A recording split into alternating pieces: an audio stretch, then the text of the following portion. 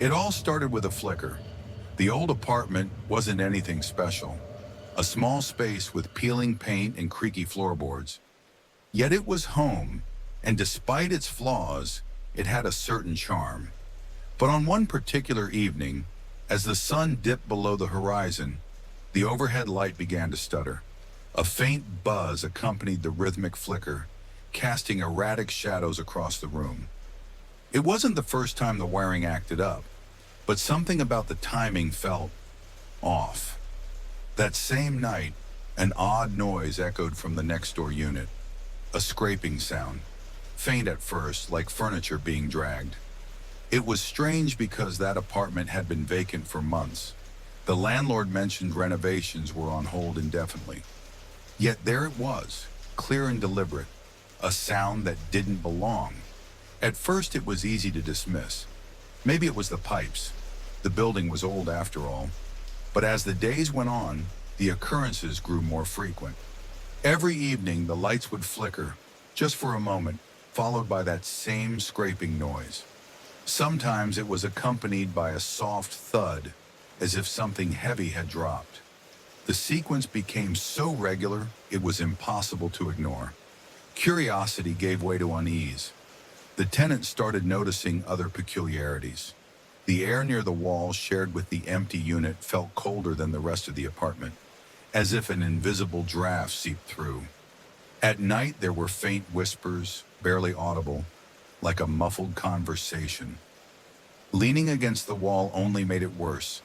The voices seemed to vibrate through the plaster, incomprehensible, yet insistent. The landlord was no help. A quick call confirmed what was already known.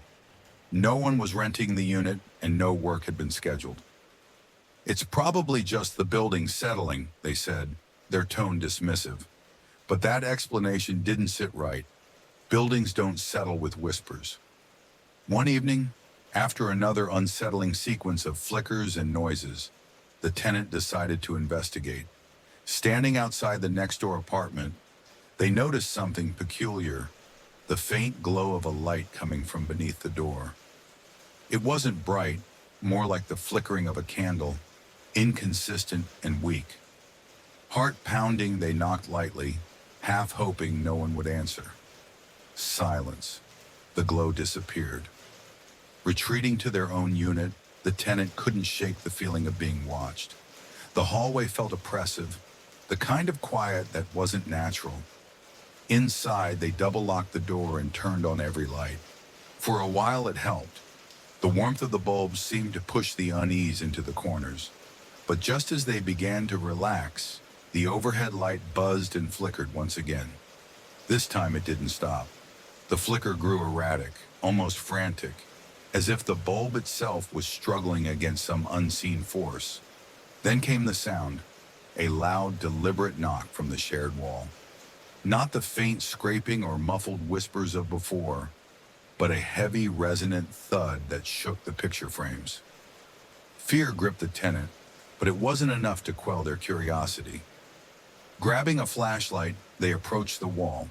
Every instinct screamed to stay back, but they pressed their ear against the cold surface. The knock came again, so close it felt like it was inside the room. And then, nothing. Hours passed without another sound. The lights eventually steadied, and the night stretched into an eerie calm. Sleep didn't come easily, and when it did, it was restless, haunted by fragmented dreams of shadows moving just out of sight. The next morning, everything seemed normal again.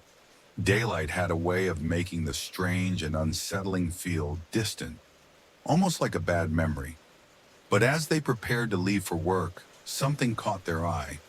A faint smear of red on the floor near the shared wall. It wasn't large, more like a streak, as if something had been dragged. That evening, the tenant returned home with trepidation. The hallway outside the vacant unit felt colder, darker, despite the functioning overhead lights. Passing the door, they noticed faint scratches near the lock, fresh marks that hadn't been there before. Inside their own apartment, the sequence began almost immediately. A flicker, then the scraping noise. But this time, it was joined by something new, a faint tapping, rhythmic and deliberate, like someone drumming their fingers on a wooden surface. It came from the ceiling. By now, the tenants' nerves were frayed. They decided to document everything, grabbing their phone to record the flickering lights and the strange noises. As they filmed, the lights dimmed to an almost unbearable low before suddenly flaring back to life. The tapping stopped. Later, reviewing the footage, they noticed something chilling. At the moment the lights flared, there was a brief, distorted figure visible in the reflection of the window.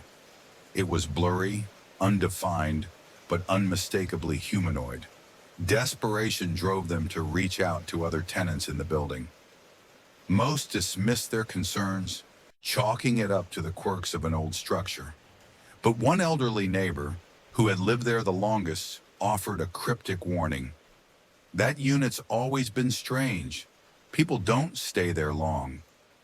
The following nights were worse. The noises grew louder, the lights more erratic. At one point, the tenant woke up to find their furniture subtly rearranged. The streak of red by the wall had spread, forming an almost deliberate pattern, though its origin remained unclear. Finally, they decided to confront the source. Armed with the landlord's spare key and a surge of reckless determination, they unlocked the door to the vacant apartment.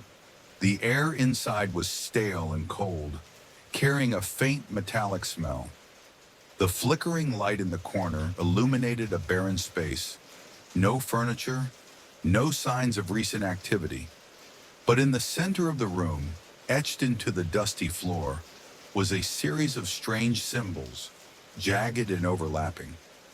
The marks seemed to radiate a faint glow, pulsing in time with the flickering light overhead. A sudden, overwhelming sense of dread filled the room. The tenant stumbled back, dropping the flashlight, its beam catching something in the corner. A shadow shifted, though there was nothing there to cast it. They fled, abandoning the apartment and everything in it. Days later, they received notice that their lease had been terminated due to unforeseen circumstances. Attempts to follow up were met with silence. The building still stands, its vacant unit a source of quiet speculation among the remaining tenants. And while the tenant has moved on, the faint buzz of a flickering light still sends chills down their spine.